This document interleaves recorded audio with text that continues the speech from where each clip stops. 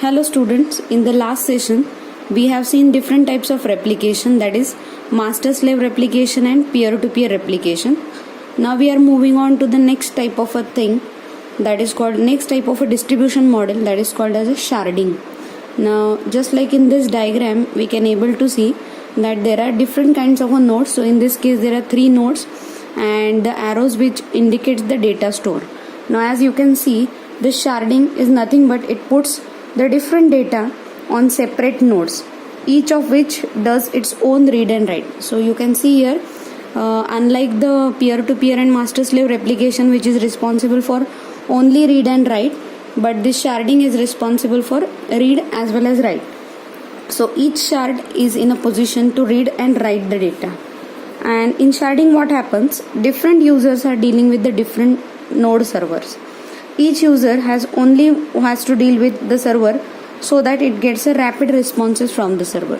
So if there are 3 users, then all these 3 users are taking the help of, or all these 3 users are making use of the data which is nearer to them. So all the different users are making use of different data. Now in order to access this data, the users may make use of the clumping. Now what do you mean by clumping? It is nothing but the user which requires mostly the data which has been required, so that data will be put onto these shards. Now you can see over here, I can give you one example.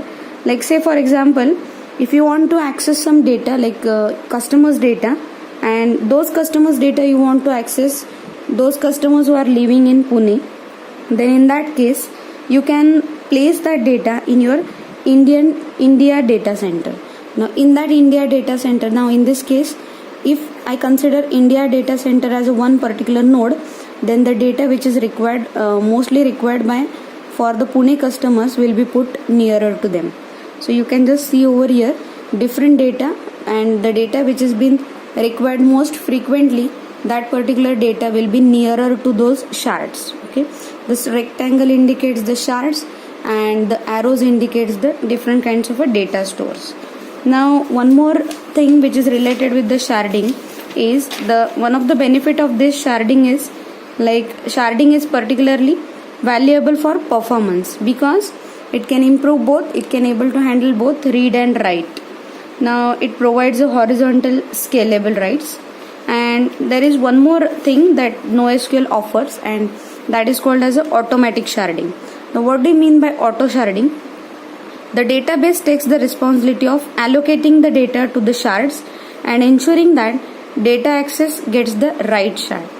And the limitation of this is, there is only one limitation associated with this. Node failure makes the shards data unavailable. Now if a node failure occurs, then that particular shards data will not be available to the users. Say for example, if the diamond thing which has been indicated over here, so if this particular diamond data store or diamond data node will get corrupted or will be failed, then in that case we are not available with the data. So in any case we won't be getting the data, so data will be unavailable, and which is not good for the as far as the database is concerned. So this is all about the sharding, and here we end up with the unit 6, that is NoSQL related part. Thank you.